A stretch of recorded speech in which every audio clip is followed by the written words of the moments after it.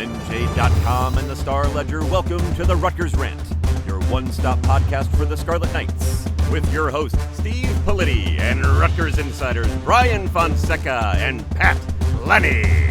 Let's start chopping. Okay, everybody, welcome back to the Rant. Politi here, Lanny, Fonseca. Oh boy, 35-32 loss to UCLA. Going to call this the call your shot game. Will be forever known as that.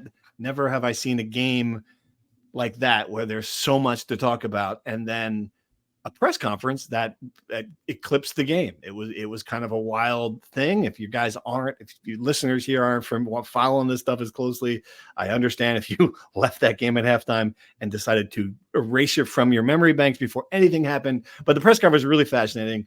Greg Shiano ended it. You know, we're all done. Set the scene. We're all in the room. We're getting ready to finish up. Last question. He's done. And then he just says, I got one more thing. And it was really just a very telling moment, I thought. And I hope we're not overestimating, we're putting too much into it. But, you know, he came up and said, look, you know, we're going to get there. We'll get there. We'll get there. And you call your shot right now if you don't think we're going to get there. Essentially, I'm paraphrasing it, obviously. But it was the call your shot moment where he was challenging doubters to come out and talk against this program. I just thought it was fascinating given what had happened for 3.5 hours before he got in there. What did you guys make of it? I mean, when you had a chance to process it now for 48 hours, what are your thoughts? So here's my thought, right? I think Greg Shiano understands the gravity of this loss and how it's going to be perceived by the fan base and by us. I think he didn't read our stories, obviously, but I think he was probably told that my writing panic in Piscataway, Pat, you know, pondering whether this is the worst team in the Big Ten, and he understands kind of the direction of the talking points and how we're going to talk about this team after this loss, which is, I mean, we can argue about this, but maybe the worst loss that he's had since coming back for his second stint.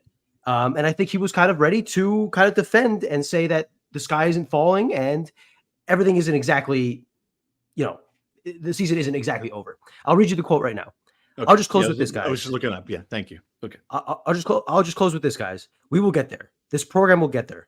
I know that there are going to be certain people, wink, wink, Steve Stoliti, that will want to cast their ballots and say, oh, we got big problems. You call your shot. Just remember, we will get there. I promise you. So you want to call your shot now? Just call it. But know that you're calling your shot. This program will be just fine. Thank you. He was polite at the end and said thank you.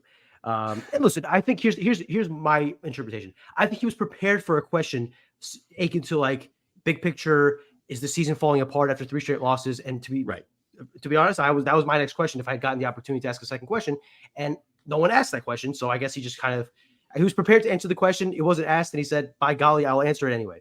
And he kind of just put that out there. Which, listen, I think you can view it from 2 different ways. To me, I think it's very clearly trying to outwardly project some confidence and kind of, you ever see the gif of the guy with the exploding house in the background and he's like, everything is fine, please disperse. I think it's kind of like that. I think he's trying to, you know, water down the fire that is burning around the program, because we've talked about it. I think the fan base feels this way. This season, essentially, the special season is over, and now you, like I wrote in my film review, you went from the brink of a breakout season to now you're kind of begging to make a bowl game. Yeah, I think the call your shot moment is going to be remembered because of what else is happening in the Big Ten around Rutgers. Rutgers came into the season, like Brian just mentioned, thinking that this would be the year with all the experience back, a veteran defense, an easier schedule, optimism to parlay the momentum of last season. And now that has kind of gone away, right? But if you look around the conference, Indiana just routed Nebraska. Indiana has a first-year coach, Kurt Cignetti, doing wonderful things for that program, complete turnaround in 1 year. So that's a rebuild that happened like that. Maryland beat USC on Saturday. Illinois is ranked. There are just so many things that, as a Rutgers fan, you would want to say, like, we're not there in year 5. How much longer do we have to wait? Right? This was the promised year. This is when things are supposed to be good, and it's still not good. Yeah. So that's, I guess, the counter to the shot.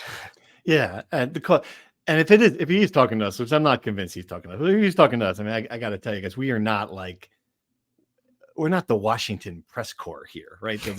It's like the three of us. Okay, we get negative when they lose, and it's Chris from Gannett, it's the Daily Targum, it's a couple of recruiting sites, and a couple of guys who are every game. Still don't know where they were. There's like 10 of us in that room. I mean, I don't know. The criticism is what it is, and I get it. And whatever I wrote, let me just tell you, like I get email, I interact with people, and other than one very solid Shiano guy, like I didn't get an email saying, "Oh, you go back off." Whoa, hey, that's a little harsh. Like everything was the same tone of the like. I agree totally. We got like 90 texts in our text messages, and everyone on fire the same way. It's just, and I think it is that part of it that Greg Shiano does not understand, that we will get there. People are tired of hearing that nonsense. It is year 5. Like we've chopped the wood, right? The wood, there's a pile of wood back there now. The wood's chopped. I don't know what to tell you. The pipeline's full. It's year freaking 5. People are tired of it. They want to just come to the game, homecoming, and get your doors blown up by a bad UCLA team. It's just like, I don't, and you're right, Pat, to that point. Indiana, Illinois, and we're going to talk about this later with the NIL stuff that's become the new thing. But for the most part, it's just like, all right, we'll win then. We'll get there when. If you don't get there this year, or next year, looking at the roster, look at the schedule. Like I totally get it, and it's not that. And the people he's talking to, if he's talking to me, if he's talking to boosters, if he's talking to, I don't know, are people who threw their lot in on Greg Shiano and said, "This is it. This is the guy. This is the guy who must do it." I think there's like a level of frustration, like, what the heck? I think that was a feeling that I know I had. I think a lot of other people had it too. Yeah, I think there are 2 points that anyone defending the Rutgers side will probably bring up. One, the unbelievable amount of injuries. This team is absolutely decimated. Your starting defensive ends are out. One starting linebacker is out for the year. Another one is playing clearly dinged up. Both your starting quarterbacks were questionable, and they have been dinged up. You lose your left guard. You lose your top 2 tight ends. That is a lot of injuries that you have to overcome. To your point, with the pipeline, you think that in year 5, 4 recruiting classes, the transfer portal, you have built some depth that could withstand and maybe not play to the same level, but not have such a huge drop off. And that plays to the second point, which is NIL. I think Pat mentioned correctly, Indiana is the sensation team in the Big Ten. They have completely transformed from a 3-9 going nowhere program for their entire history to having College Game Day coming right now. They're 7-0. They could win the Big Ten. They could legitimately win the Big Ten in year 1 under Kurt Cignetti. Rutgers will tell you that or I shouldn't say, the argument would be that they had a significant NIL commitment for football in Kurt Cignetti's first year that Rutgers just does not have, and that plays a factor. And I think that is part of Greg Shiano's call your shot and kind of the sky isn't falling, because if the sky is falling and everything's going away, why would boosters want to throw in money to this program, right? So I think it's kind of just calming the waters and saying continue bringing in the money, because if you don't get the NIL, you're struggling to compete now with whatever NIL you have. If that faucet shuts out, then you're kind of heading even further into the bottom of the Big Ten. So I think those 2 things are what Rutgers defenders would say. I can understand the injury thing to a certain extent, because I mean, you look at the list of guys that they're missing. It's insane for a top heavy team as far as talent, but even then, I still don't think you should lose to UCLA at home. Yeah. The NIL thing, and I want to jump in here because I totally understand it, but I also feel like the goalposts are moving, right? Because we were told for 3 years Rutgers needed the NIL money to retain its best players, and last year Rutgers retained every single one of those players and went out and got a quarterback and went out and got a number 1 receiver. That was my take on NIL. If now the NIL thing is like, well, we need NIL because we don't have backups. Well, that's not what the program was supposed to be. The program was supposed to be, we are going to recruit like hell. We're going to develop these players. And when they get on the field, the linebackers who replace the injured Tyrone Powell will know how to defend a running back coming out of the backfield. Like, right? I mean, I don't know what to tell you. Like, that's what I saw. I saw Rutgers. That's spot on, yeah. Rutgers is a developmental program. I saw the guys who are supposed to be development, the new guys come in, the players come in, I saw arm tackles. I just saw stuff that just not a good football team does. I mean, that's my takeaway. Like, so if it's changing now that the NIL is necessary to buy a roster, Rutgers is never going to win that game. Never. And how many times have we heard we only use the transfer portal to bolster our roster, to bring in the right people, to plug holes, and that's the philosophy and the things that Greg Shiano preaches time and time again. It has to be the right fit, whether it's recruiting, transfer portal, development. They're the right guys for Rutgers, right? So to your point, Steve, like the goalpost is moving 100 yards at this point, if that's going to be an excuse, right? The depth was supposed to be better. That was the reason why Rutgers collapsed at the end of last year, right? The depth was not good enough. That was what Greg Shiano said was a big part of it. And it's worse this year. It's worse this year. Yep, I would agree. The lack of development in the younger guys, the clear drop off between ones and twos is just, I mean, it's stark. It's stark, and it's a big reason why they're struggling so much right now. But that again, I asked Greg Shiano, this is a developmental program. They pride themselves on being a developmental program. He said that every program is a developmental program to an extent, but if you're going to pride yourself on being a developmental program, you got to develop guys. Moses Walker is a third-year, 4-star linebacker, and he's lost on the field. Not to single this guy out, but he's just the one example that comes to mind where, I mean, you think a guy who's in his third year at a position like that, learning from guys like Mo Toure and Tyron Powell, even if those two guys weren't banged up, he would play significant snaps this year, and he just cannot. Right. For multiple of those big plays with running backs and tight ends just was not in the right position. And him is the same for a lot of guys I can name, but again, that was just the first name that came to mind. Yeah, no one's just, it's not a walk-on. Like they're not digging into, we had to bring out a third-year chemistry student to play linebacker. I mean, it's of course they're a linebacker. A lot of other things in that press conference. We're again going back through it.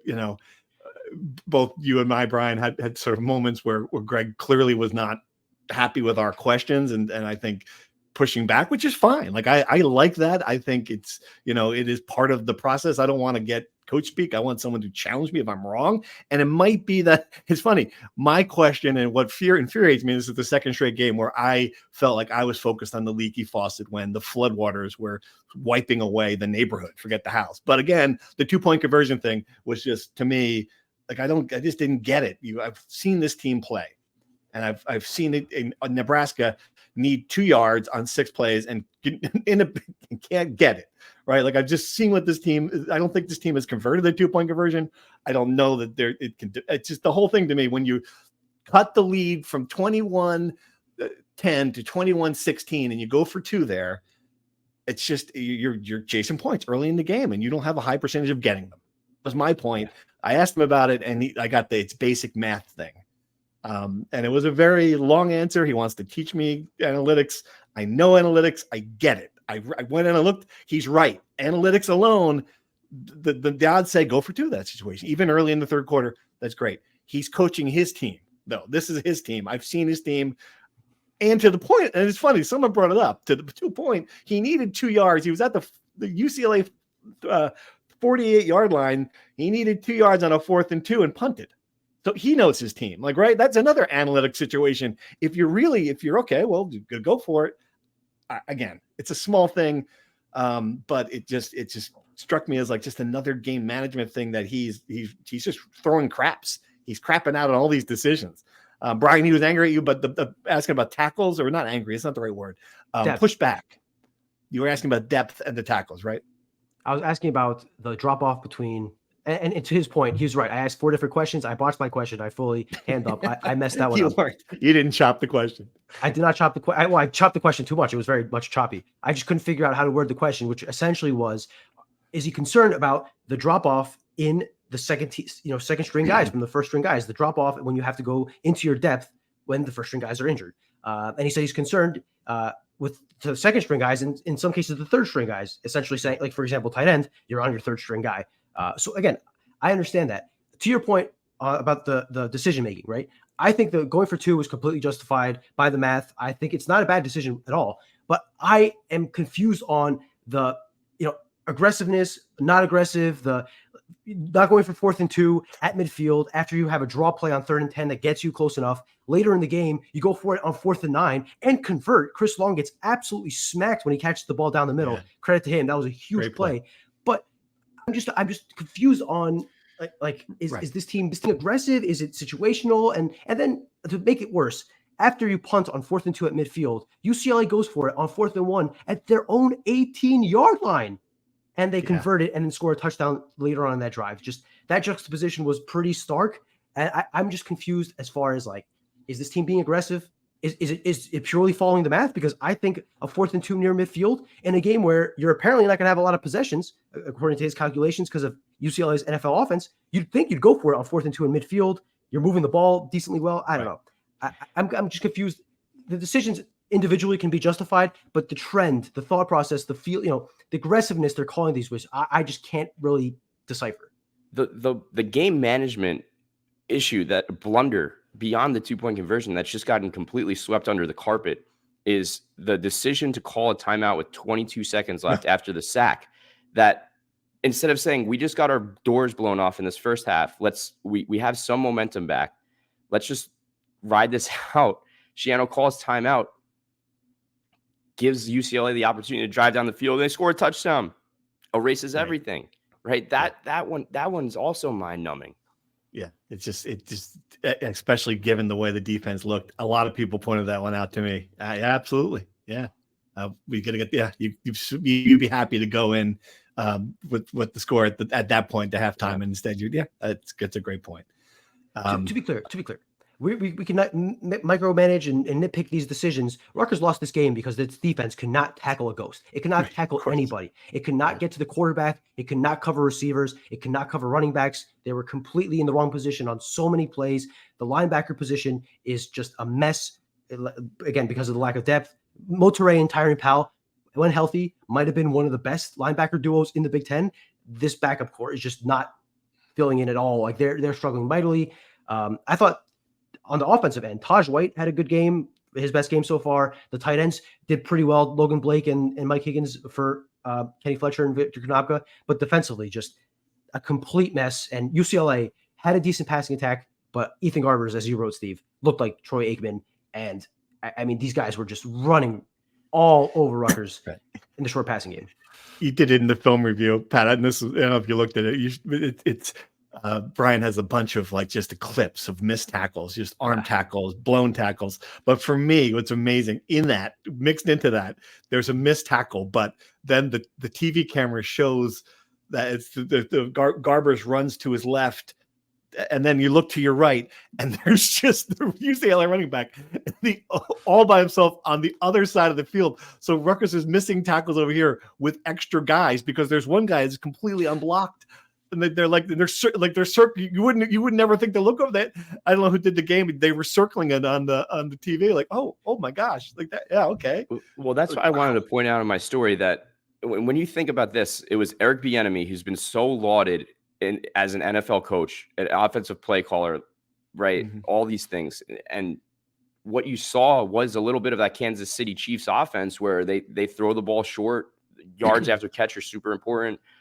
And Garbers was incredible at executing it, but Rutgers was awful at defending it. And that's what brings me back to this point.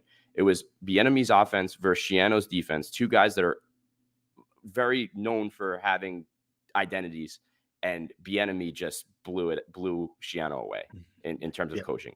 I thought that was unbelievable dichotomy of coaching in that game. Go ahead, Brian. No, I was just going to say, I mean, it seemed, the way the Kenny Fletcher play worked a lot against Virginia Tech, it looked like UCLA kept running this concept where they had three wide receivers on one side, would clear one side, and then on the other end, a tight end or a running back would fill in the space and be wide open. And once they were in space, I mean, the guys just could not tackle anybody. Yeah. I mean, that was actually the second most missed tackles Rutgers has had in a game, believe it or not. They had 15 against, I want to say Washington. And I think they had 3 against Wisconsin. So it's not like this has been a season-long issue, but in the games where it's bad, it's just been catastrophic. And the running back that was open, by the way, was Jalen Berger, who later scored a touchdown in the second half. The announcers were saying that they really wanted to give him a touchdown in his home state. And I don't think they force fed him. I just think they found an opportunity where he was so open he eventually scored. Right. All right. I'm going to shift it to some positives because there were some. I think the one that we're not talking about enough because of the result was Kyle Monangai coming back into that game. He got destroyed on a play. It looked like that was it for him. Came into the game, not came into the game, but really in the third quarter, I thought we were going to be writing the guy who saved the season for Rutgers just by the way he showed the toughness, scored a touchdown, had a couple big runs. I mean, if you were not inspired by seeing him and to set the scene, and I like he was not allowed to talk about what he got injured, ribs in whatever, something happened in his midsection. He was hunched over when he was talking to us, like it looked like sitting down, looked like he was still in pain. Give that kid just a tremendous amount of credit. And the offense, Ethan was great. It was not great. Ethan was very good. He made a lot of good throws, some deep throws, got a lot of guys involved. Was it his best game as quarterback? Might be. Yeah, it might be. And one other thing worth mentioning too is what we've seen is that there are two guys that are legitimately going to be really good players at Rutgers that are young guys. You see it with Ian Strong every week. He's a big time playmaker. He makes that 45-yard catch right out of the gate. And then similarly, they come from the same high school. They got the same build. KJ Duff is in the same making. And you saw him break out in that game late in the second half. So they are playing some young guys on offense that are making a difference. So yeah, between those guys, they definitely deserve a shout out. The young tight ends, as Brian mentioned before, Mike Higgins and Logan Blake also played pretty well. Didn't have any catches, but I know definitely had some impact. And overall, the way that Monangai rallied them and the way Ethan spread the ball around, it was just one of those days where you're like, okay, the offense is there and the defense is abysmal. And it was the opposite in Nebraska where the defense had its best game in the second half and the offense couldn't do anything. It's just Rutgers has never put together a complete game in any aspect this season. And I guess if there's hope for change or turnaround in the back half of the season, it's that.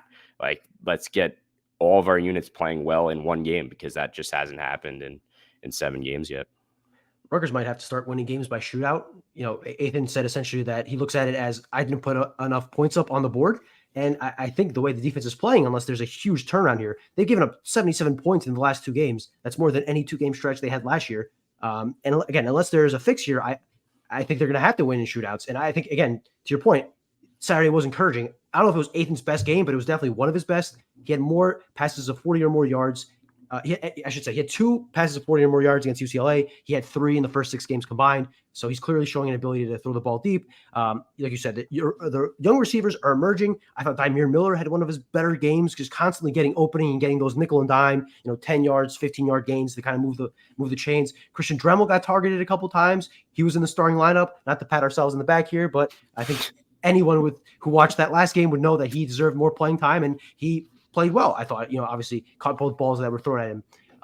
And I think the tight end part of the passing attack is kind of gone. I don't think Mike Higgins and Logan Blake can do what Kenny Fletcher was doing, but they at least can block. And like I said, the offensive line, which I have ripped the last 2 weeks as a house of cards that crumbled without Brian Felter, they had a really good game. They've only given up 1 sack in the past 2 games. Taj White looks comfortable after kind of having to assimilate in the first couple games. So I think the offense looks good, but to Pat's point, this Jekyll and Hyde, like some days the offense looks great, some days they don't, some days the defense looks good. They don't. I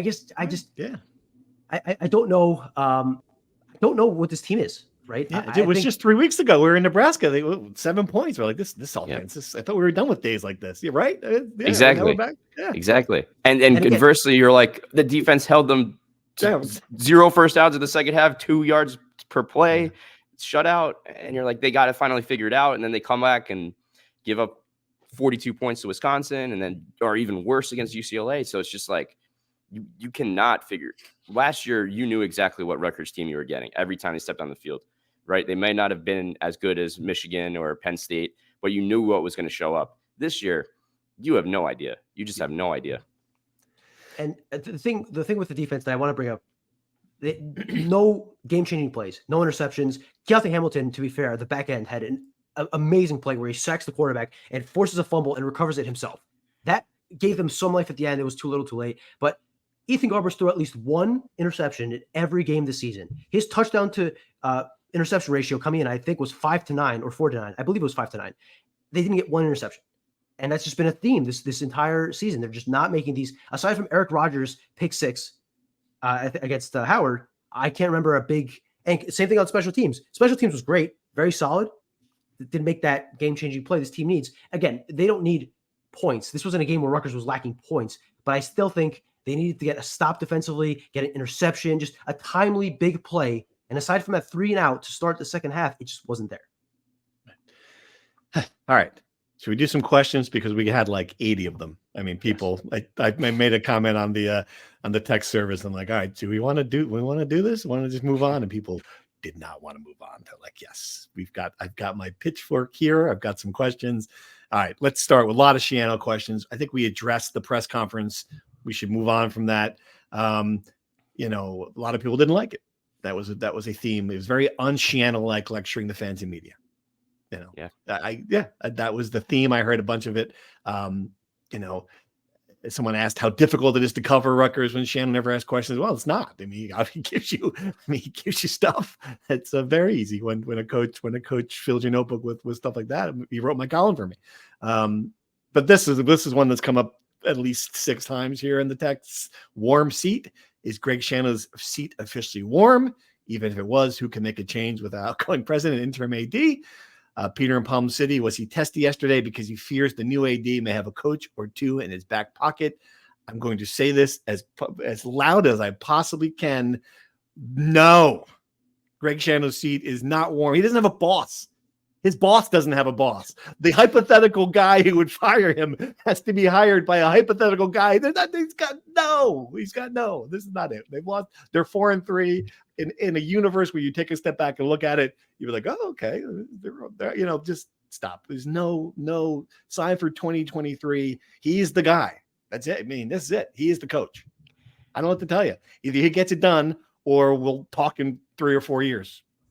What about leadership within the program? I'm sure there's darts to be thrown at the offensive play calling by Kirk Shiraka. The defense, we've sung Joe Harris-Simiak's praises the last couple of years. This year, obviously that unit has taken a big step back. I still feel very confident that the leadership of this football team is under no pressure at this point. I think what Pat Hobbs said was correct. Greg Shiano will be the coach at Rutgers for as long as he wants. I think that is absolutely true. The only person that will fire Greg Shiano is Greg Shiano. And that'll be true for many years. Who's this Pat Hobbs fella you're bringing up here? Oh, not familiar with that name. I read about him in the New York Post the other day. Some salacious details in that story. That was titillating. Very fascinating in the tabloids. Where'd they get that stuff from? I'm sorry. Some loser investigative reporters in New Jersey. But anyway, even if Rutgers goes 4-8, right? Greg Shiano's under no pressure, no danger. Even in if this wasn't Greg Shiano, if it was Coach Smith, whatever, you could point to injuries decimated this season. You get a mulligan, right? But this is Greg Shiano at Rutgers. Even if they go 4-8 for the next 5 years, I don't think he'll get fired. I think the more likely thing there are only 2 ways I see it that Greg Shiano stops being the head coach of Rutgers. He retires in who knows how many years. Could be next year, could be 10 years from now. Neither would surprise me. Or, and this is a wild card, I think I brought this up a few months ago, Greg Shiano becomes the athletic director of Rutgers University and allows one of his subordinates, be there Kirk Shiraka, be that Joe Harris-Simiak, to become the head coach. So Greg Shiano wants a demotion? Is that what you're saying? He wants the $5 million pay cut. Is what he wants. He wants a pay cut and demotion, and he wants to sit in a meeting where he can listen to gymnasts complain about a toxic environment on their team. I don't know. Okay, maybe. I'm not saying it's likely. I'm saying the Barry Alvarez model it has created precedent, and I don't know. Maybe you get to the end of the year, you're 4-8. The NIL situation is what it is. You look at what the Big Ten is, you see no path forward, and you say, I'll become the athletic director. I don't think it's going to happen, to be clear. I do not think it's likely. I don't think it's impossible. This is just me speculating here. Yep. I don't think it's Hey, I But like otherwise- it's a dart. It's a dart at the dartboard. Totally. Otherwise, he will not be fired. I mean, I understand people asking the question because the season is going down the tubes. No. He's not going And to. shouldn't be. And shouldn't be. Let's say agreed. that as well. And should not be on the hot seat. Let's just stop. Like, and when I think people see, like, when I criticize him in the short term, like I'm reacting to something that happened in a game. That does not mean I don't think he should still be the coach. Like, I was thinking about it. Like, did this again? There couldn't have been more all in on him in 2019. I was thinking, did this waver my belief that he was the right hire? Maybe for the first time, I was like, all right, is he going to get it done? But it doesn't change my belief that in 2019 he was the right person to hire. Like, I know it did shake me to think, I don't know if he's gonna pull this off. I did think that after this UCLA game. I did not think that going back in time, Rutgers should have hired Butch Jones. Like, I don't think that. Oh well, Brett another name I can't pronounce. Bielema was here. It would be a completely different thing. I didn't think that. So let's just keep that in mind. We're not revising history here. I agree. I think everyone agrees that at that time, at that place, the only correct hire was Greg Shiano. I 100%. Well, not all of us. There, the aforementioned Pat Hobbs. There's one person. Yeah, there was I wonder one what he's person doing in basking ridge, if he's watching these games or if he's like, or watching our podcast. Who knows? yeah. But hey, Pat, if you're watching this podcast, give me a call. Got my number. But I will say a couple questions for you. I'm with you. I'd like to get your Pat's take on this as well. I'd like to know what there is. He says we'll get there. Now, what is there, and what would be the there? So What would be the That's so there great. that makes fans happy? Like Rutgers, when at the end of his first stint, when it was a perennial 7, 8, occasional 9-win team, reaching bowl games, people felt like the program plateaued. Is that where Rutgers wants to be back? Or is there a 1 10-win season that we thought this year could have been? Like, what is there? And I know the answer will probably be the program is at a point of stability where we can regularly win and make bowl games and occasionally challenge. Maybe that's as far as they'll go. What do you guys think? To you, what would be there that you say, okay, the program has made it to a point where I will accept it being there? I think it's a championship season, right? Like, you win the Big Ten, you're number one. That's it. That's the only there. Everything else is a joke. That's not my there, but okay. Yeah, that's great. And it's funny though. You mentioned that, Brian. It's like, my question to that, we will get there was, well, when, but where? It might be just as good a question. That is really funny. It is good. Pat, do you really think that this championship is the there? Or why else bother? Because I guess he always kind of he didn't do it this time, but right, he always says we got to number 6. Right, we almost got there. So I think in his mind, it's like we have to be in the top 5 competing for a national championship. That's it. He did say he came back to Rutgers to win a championship. I will give you that, Pat. I think that from a long-term standpoint, right? Like, I think you'd want to have a program that's in Iowa, a Wisconsin, a stable. You win 8 games, 4 out of 5 years, and the 5th year you're 9-0 and top 10 team competing for a Big Ten title. I think that's the ceiling. That is the absolute ceiling for me. I think, yes. But is that there? That is the aspirational, holy trinity. If you can get to that point, I think there for me is that you were a competitive team every week. They're basically there now at that point. And you go to bowl. You're in a bowl game every year, and there is a point where you have that season. This was supposed to be that season. Like, if this team went 9-3 and you had that really nice season and you're in Florida and you're at the Citrus Bowl, then I think people could say, oh, okay. This is what, like, I don't know. Like, it's a reasonable place. That's not we need to be in the playoff and competing. No one's judging them on that curve. It's the fact they might go 4-8 to me. That's like, that's the problem this year. The Citrus Bowl sent 2 representatives to the game, by the way. I don't think they're going to give Rutgers a bid, just so you know. I saw them. Yeah. I haven't talked to them. They did it in the press conference as well. Did they really? They were in there. Yeah. I didn't see that in their Blazers. How did I not notice Yeah, I this? think they took him off. Maybe I don't Took know. off there. That's Maybe good. that's who Took Greg off Shiano their was talking to. blazers. Is the Oh, Citrus man. Bowl reps. That's good. All right. We had a lot of more questions on NAL. I think we covered it a little bit, but there's a couple points. Mike from South Jersey had a really good point. Like, clearly there's a depth issue for starters, even on 1B, whatever. We heard a lot about the NAL issues. Is the impending revenue sharing something that will alleviate the financial burden and allow Rutgers to bring in more depth pieces? This is a fascinating question. If you don't follow this, I don't know where it stands now, Brian. You probably better feel it than I do. But the House settlement, there was going to be a point where there's a revenue sharing with the players. There'd be $22 million, I think was what the latest number was, that they would spend. Everyone would have that money to spend on players and divided how they see fit. I think that certainly would alleviate some of it, depending on how Rutgers divides that pie. The problem is, all right, is there a cap on what everybody else is spending? I guess we haven't gotten to the point where I've seen it, at least, where there's going to be a fixed amount of money that colleges spend on players, right? I don't think they will ever be able to legislate the amount of legitimate name, image, and likeness money a player makes, right? Right. In theory, you can go to Wisconsin and be sponsored by Spotted Cow. The NCAA can't stop you. Well, I guess that's an alcohol. They can stop you there. But you know what I'm saying? A local car dealership, they can't stop the dealership from giving you an NIL payout, right? So right.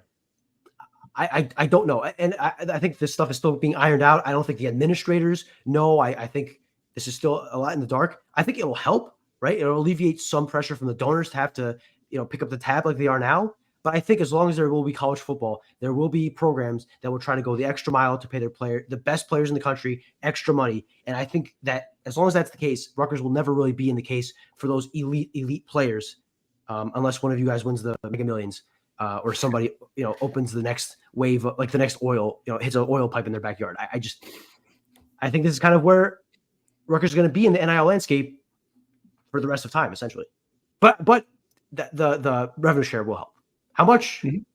If I had to guess, not too much.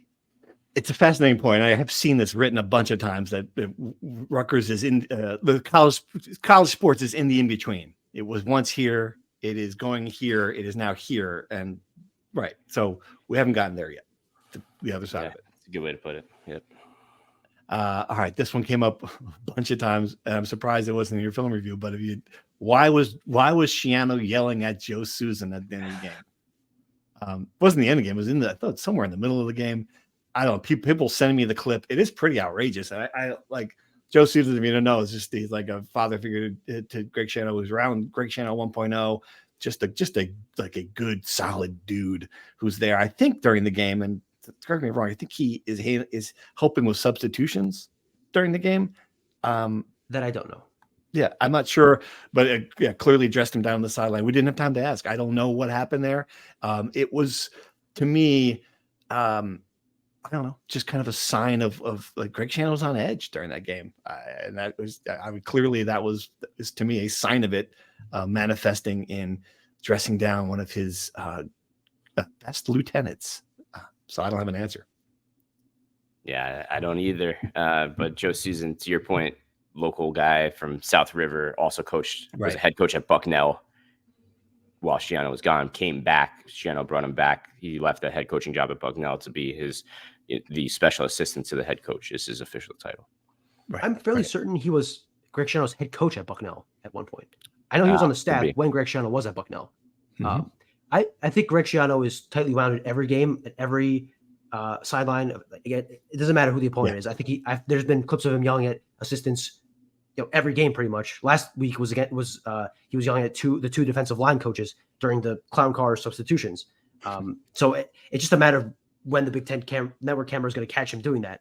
I don't think I've ever seen him yell at Joe Susan. Joe Susan is a special assistant to the head coach. I think he's there as a consultory person on the sideline, much like his son is with the spreadsheets and helping him make analytical decisions. I think Joe Susan is there kind of as a sounding board of the sideline. Maybe Joe Susan made a bad decision. Maybe Greg is just angry at something and needed to yell his anger at somebody, and Joe Susan just happened to be 2 feet away from him. I'm not sure. But I wouldn't characterize it as entirely out of character for Greg Shiano, if I'm being honest. All right. We've done the questions, the changes. People want to know, and this is maybe you can handle this one, Pat. Josh in Arlington, Virginia had a really good detailed question about what to do schematically. What changes can be made at defense that even make our limited with personnel situations? Can you switch to a base 3-4? Your D linemen aren't playing well enough. We just somehow clean up the short plays over the middle. Extra linebacker safety hybrid would help with that. Heck, a 2-5. It's just interesting, like throwing things against the wall. To me, this what makes this interesting to me is now you're going to go and I just think you're going to get your absolutely destroyed by Southern Cal, and you're going to come back 4-4. You have a week off. You're going to get guys back, presumably. Is there something schematic? Is there something schematically that can change there before those final four games? I was watching Rutgers use more linebackers in the game against UCLA, and they were not keeping up with the skill and the speed of the running backs. So I think Rutgers was playing more traditional 4-3, taking a defensive back off the field to put an extra linebacker in there, which is what you usually do to stop the run. But in this case, it didn't really pan out because they couldn't match the speed of the running backs. Right. Yeah.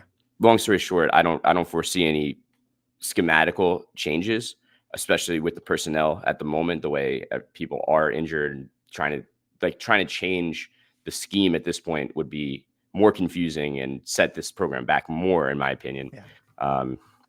So I don't foresee any schematic changes, but they were definitely trying to make in-game switches in arrangement and schemes in that game against UCLA for sure. Just none of it worked because we're tackling, as Brian said. Yeah, right. Rutgers used 22 different defensive players against UCLA. Yeah. Is that right? Wow. I didn't go back and see if that was more than any other game this season, but it felt like they used all 22 in the first drive where, like you said, Pat, they were just throwing a bunch of guys on the field. Timmy Heinz-Peter was in the game. DJ Allen played a few snaps. They were just kind of throwing everything at the wall to see what would stick, and obviously nothing did. So I think they're trying. I don't think they're going to change schematics, to Pat's point. Like, some of these guys don't seem to understand the current defense. I don't know how they would understand a new defense middle of the season, right? So I don't think that's the solution.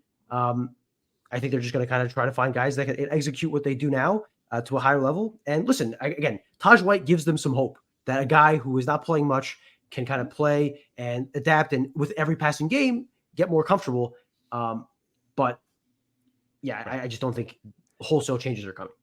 There's just a lot. I mean, defense just, and the play that sticks out again was the Garber's 49-yard touchdown run for me, because it wasn't just that Igmanosin blew a tackle that would have been a 3-yard loss. When Garbers takes off, not a running quarterback by any stretch of the imagination. This is an offense that averaged 14 points a game. He takes off running, and you just see, and I just watching it unfold, I'm like, it just seemed like the players on the field were running in pudding. Like, there was just a speed issue to getting to him that was just kind of alarming. And like the rest of the day, it just felt like, I think UCLA was missing its top 2 receivers or 2 of its best receivers, at least. Certainly seemed like everyone was open on UCLA. I mean, you completed 84% of passes. You threw 40 times. Yeah. There's no scheme that's good. But none of them were like, Wisconsin threw the ball really well down the field against Rutgers. Cornerbacks were getting beat. The safeties were getting beat. Against UCLA, it was short passes, in the 0 to 5 yard range that just became 30, 40-yard gains because Rutgers couldn't tackle. 223 yards after the catch. That is unbelievable. Unbelievable. 258 according to PFF, which is even worse. Wow. Incredible. And look, again, I think, and one of the few passes Ethan Garbers missed, ironically, was a deep ball on the first drive. Guy was wide open, just overthrew him a little bit. Again, I think Robert Longerbeam and Eric Rogers were playing dinged up to a significant level. Like, they couldn't run. Robert Longerbeam on the first missed tackle of the game almost didn't seem to fully. I don't know if he was trying to strip the ball or what, but it seemed like he was kind of hesitant. And Greg Shiano mentioned this in his presser, right? Like, if you've never played defensive football, you don't understand, and you'll never understand what it's like to try to tackle when you're hurt. It's not a video game. You can't just press a button and tackle, which, fair enough. And I think that clearly was an issue for some of these guys. Robert Longerbeam stuck out to me. Flip Dixon doesn't seem to be hitting as hard as he was last year. He's been dealing with, a nagging injury all year. And who was Tyron Powell, great to start the game, seemed to kind of wear down as the game went on. He's got to be, he came back 7 months after an Achilles tear. It feels like he's kind of overcompensating maybe because of that. And it's, again, just a cascade of issues that are getting in Rutgers' way. Right. All right. The last football question, then we're going to do some basketball stuff because we've got some basketball to talk about. Win again. This is from Rocco. I am not hopeful that we will win another game. Do you agree? And if not, which games do you think we will win? Just said I do not think you're going to win in Los Angeles this weekend, although everyone else seems to be winning in Los Angeles. Well, I mean, Maryland went out there and beat Southern Cal. I just think that's a bad matchup. Maryland? It was at Maryland. Oh, was that Maryland? Okay. Yeah. And the Terps stormed the field. Terps stormed the field. Of course. Why not? Storm the field. 4, that gives you 4. Unless maybe you guys will tell me if you go to pick. We'll save that for later in the week if one of you go to pick Rutgers to beat Southern Cal. But then you've got the 4 games left, and they're all, we've said it a million times, they're all toss-up games. Minnesota, Maryland, Illinois, Michigan State. The problem is if you look at we just said Maryland beat USC. They're better than we thought. Minnesota beat USC, right? Michigan State beat Iowa. Just beat Iowa. Illinois is ranked. I do think Rutgers is going to win again. I do believe that. I don't think they're going to go on an 8-game losing streak. The question I have is are they going to win 2? If I had to say which game they're going to win at this point, I would say probably Michigan State. You guys, what do you think? It's a tough place to play at Michigan State on Thanksgiving weekend. Like everyone's going to be fan base is not going to be juiced for that in the finale. If things go poorly before that, the wheels could completely come off before they get to Michigan State. No, you're talking me out of it. Thanks, Pat. I'm not going to give away my USC pick, but they are a disaster. USC is a disaster. Lincoln Riley should be absolutely on the hottest seat in the country. He is totally okay. Right. So Pat's going to pick Rutgers to beat USC. I'm not there yet. I got to go through the We'll process. Get there. You'll get there. I will get there. There's no question. I'll get there. I will convince myself. I will convince myself. You got 3 days to convince yourself. But yeah, I think USC is a complete shell of itself. What you talk about, what Rutgers team is going to show up. You have no idea what you're going to get from USC. Right. Yeah. I think there's a fork in the road here this Friday. I think if Rutgers wins, some life will be breathed in, some juice will be back. You'll be 5-3 at the bye week, and you can reasonably go into the last 4 games with some hope of 8 wins of salvaging the season. If you lose to USC, you are 4-4 at the bye week. You have a lot of guys who came back for what the NFL for one more year to have a special season. At 4-4, entering the final 4 games of the season, that's going nowhere. Are these guys going to want to play and risk their bodies for a 6-6 year? That to me would be the biggest question. And I think that if they lose to USC, those questions will be raised. And I think, I don't know who or what, I have no intel on this, but I just have to imagine the amount of seniors they have. There's got to be at least a couple or 3 guys who have their eye on the NFL and wouldn't want to, again, risk their bodies in games like that. So I think, to answer your question, in a bit of a cop-out, if they beat USC, I think they could still win 1 or 2 more games after that. If they lose to USC, I think there is a legitimate chance for multiple factors that they might not win another game. Okay. If I had to guess, if I had to bet right now, and my bet is not as great as it used to be, we're on Fade Fonseca watch here after 2 straight weeks of absolutely getting dog walked on these picks. But if I had to pick right now, independent of the USC result, they'll win at least one of the last 4 games, no matter what. I just cannot see this team ending with 4 wins, but I think it's certainly possible. There's no question USC will be the most talented team that Rutgers plays down the stretch from a guy's names on paper. But man, I just don't know. I just don't know what you're getting from USC. But it is. I'll save it. USC competing for the Detroit Bowl is hilarious. This game is like the playing game to get out of Detroit on the day after Christmas. That's what it is. It's great. It's amazing. Can you imagine? Rutgers has a better record than USC, right? The 3-4. If you were Southern Cal, would you turn down the Detroit Bowl? Yes, of course, absolutely. Yeah. Oh my goodness! Especially because going to Detroit. Can you imagine those guys in Detroit? They're like, we take Southern Cal, and they're like, lost. Going back to Michigan. I'm concerned about USC's give a shit factor for this game, a Friday night in the middle of October. Can you imagine for Detroit the day after Christmas? They'd have to go get students in the plaza to play, tight end because none of their players are going to want to play. Rightfully so. In the Detroit Bowl. Southern Cal is above playing in the Detroit Bowl. There are some programs that are just above it. Ohio State will never play in the Detroit Bowl. Oregon will never play in the Detroit Bowl. USC should never, ever, ever play in the Detroit Bowl. All right, let's talk basketball. Lots of questions of the basketball. We will just open up the conversation. Three of us were there for the really fun St. John's exhibition game. That's my biggest takeaway. It was just a blast. Like, I get it. They lost, was it 91-85? Something about losing 91-85 is better than losing 51-45. I think it was just a lot of, we just had a good time. And I get it. They didn't make the plays down the stretch. They lost the game. They were destroyed. I understand all that. But for me, the takeaway was that this is going to be an event every time they play, that Ace Bailey is just ridiculous. You can already tell he's the most talented player to step foot on this campus since Quincy Doobie, at least for me. He's just really, really freaking good. You're shaking your head. That's okay. You'll have a chance to talk. But just overall, it was just a lot of fun. I don't know.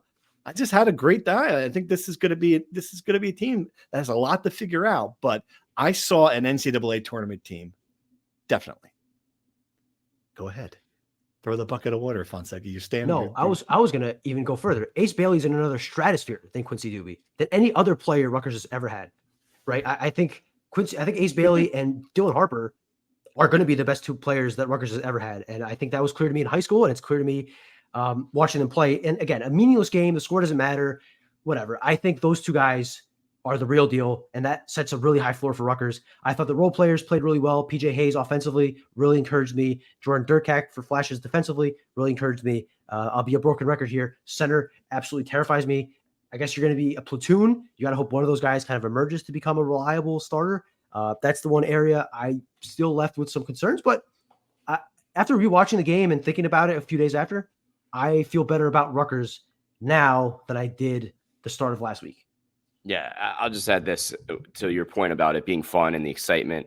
I spent a lot of time before the game talking to fans as they came into the building, and the thing was, the overwhelming message was, this might be the only time we get to see those two guys, because every game is potentially sold out, right? So they're like, we had to get here. We had to get here to this exhibition game to watch Dylan and Ace Bailey, because that could very well be a reality, right?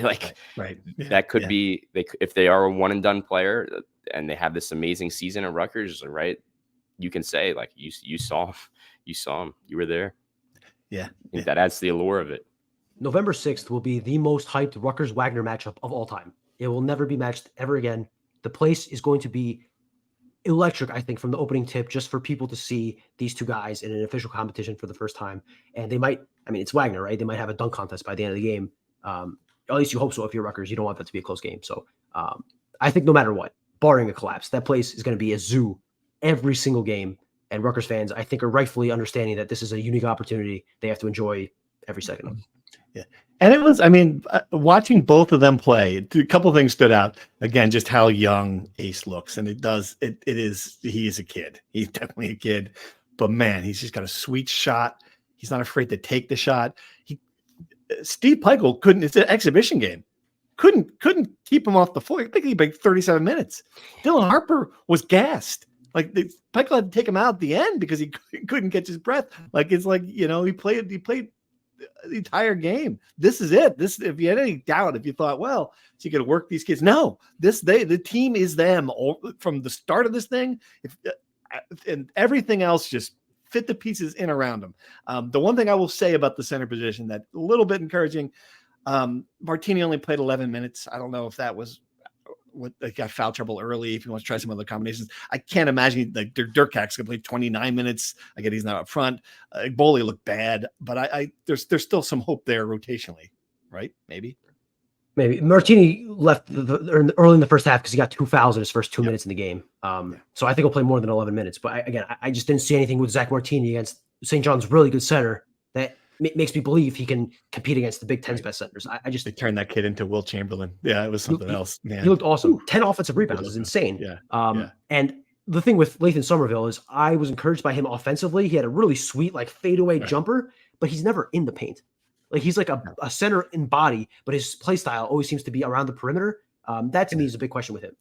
Boley was the same way. There was a couple of times I'm watching. I'm like, just stand under the basket, put your arms up. You're 7 foot dude, like he's just floating. He's floating away. Yeah, there's a couple that was I was not expecting. I thought maybe just like the rim protect. Forget Cliff as a offensive player. The rim protection from Cliff Omori is what they're going to miss. I mean, they just got destroyed around the rim. So, but it was overall.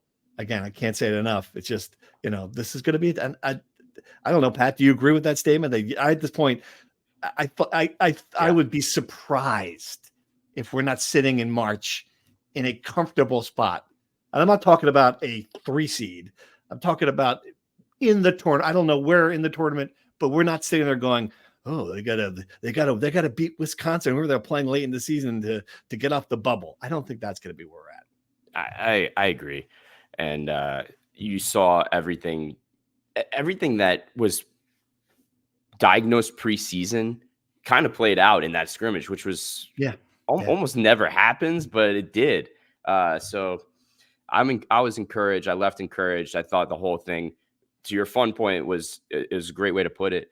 After the misery of last season and the offensive ineptitude, that is gone, right? It seemed like there won't be a stretch of going scoreless for 8-9 minutes anymore, right? Like one of these guys is going to do something special to turn it up, and that's incredible. Ripping Rutgers Steve Michaels for offensive coaching. It's much easier when the ball just goes to Ace Bailey. He shoots a 3 and it goes in. Hey, I could coach that. That's some good offense. Good strategy. Two things they've never had before. A guy you can, like you said, Ace Bailey, give him the ball in his hands, do something, put up a shot, mid-range, 3-pointer, whatever. And Dylan Harper is a bull who, if you put the ball in his hands at the top of the key, I don't think there are many guards in the country that could stay in front of him, and he'll just barrel through them. And he makes some tough finishes. That first basket of the game was a tough finish. Top of the backboard. Yeah. To your question earlier, I subscribed to the Max Shiner, who was a podcast host. He did the RU Screw Pod for a long time, listener of the show. I subscribed to his theory that Steve Pikiell is destined to play bubble ball for the rest of his career at Rutgers. No matter if he has the dream team, we will be in March. They will be 9-9 in the Big Ten, and they'll be scratching, clawing for that Final Four spot in the NCAA tournament. Until I see otherwise, I believe that I fully believe that this team will be on the bubble at entering March. You want to go back to the Red Roof Inn in Dayton. That's all you looking for. I thought he was talking about like Bubble Boy, as in like protective. And I was like, this scrimmage, they were diving all over the place. I thought it was like unbelievable how hard they played in that scrimmage.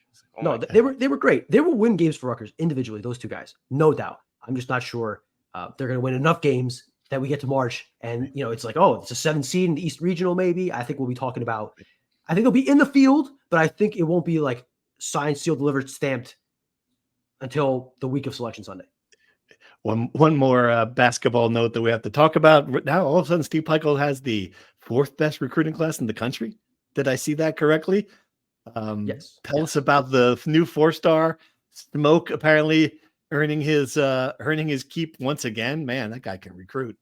What happened? Coach Smoke has, I believe, been linked to all 4 of their current commits.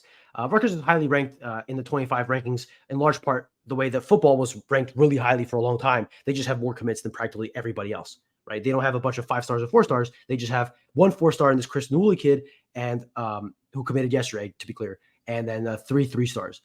Chris Newley, I'll give our friends from the Night Report, they kind of broke down his game in a podcast yesterday, and it sounds like a prototypical Steve Pikiell player. Plays hard, can rebound, can finish at the rim. His jump shot is not great. They compared him to Mawat Mag, and I think they're right. That I think if Steve Pikiell could have 13 Mawat Mags, I think he'd sign up for that immediately.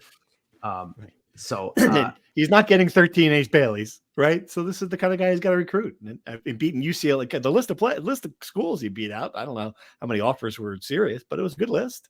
It's hard to tell how many of those offers are committable, right? He had a top 6 with 6 other teams besides Rutgers. Rutgers offered him last month. He goes on an official visit to Rutgers almost immediately after getting offered, and a month later he commits to Rutgers. So that is kind of telling. And listen, if you follow the recruiting rankings or not, everyone kind of takes them as serious as they want to whatever extent. He was a top 15 kid in his class 2 years ago, and the last rankings across almost every network has dropped him into like the 120 range. Still a 4-star, but not a upper echelon kid. I don't know the reasons to that. I haven't talked to the recruiting experts. I don't know if that's alarming particularly, but if you look at it from this standpoint, he's a 120th ranked kid. That's a top 150 kid. So yes, to recap, Coach Smoke is earning his paycheck, just being prolific as far as the kids he's landing, the amount of kids he's landing, I should say.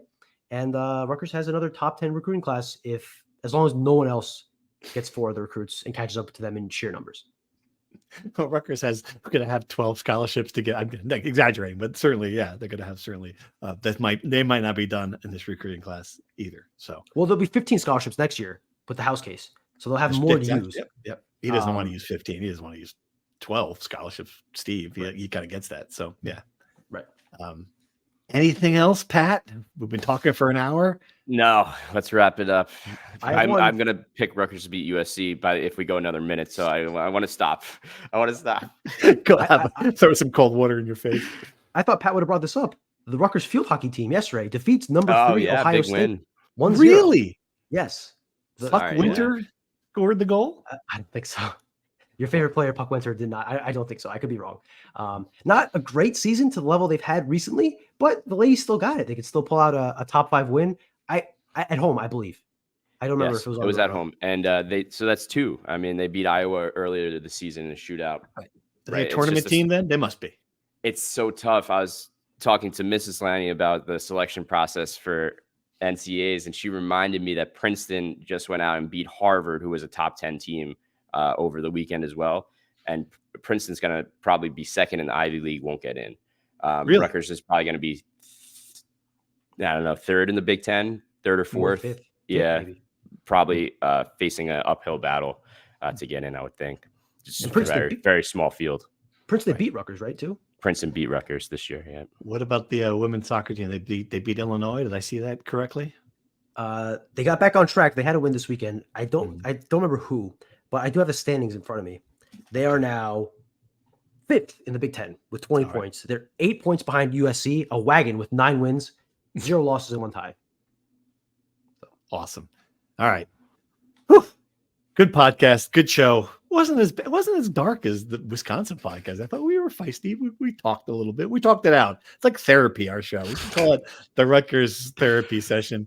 The Scarlet Couch. The Scarlet Couch. Yes, I love it. The Scarlet Couch. That's great.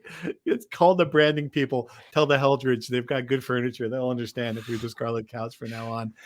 We'll be back at the end of the week to preview Southern Cal, to make our predictions. We're still here. We're still calling our shot. Thanks for listening. We'll see you at the end of the week. Thank you for listening to the Rutgers Rant. To participate in the conversation and receive live updates about the Scarlet Knights directly to your phone, sign up at nj.com/insider.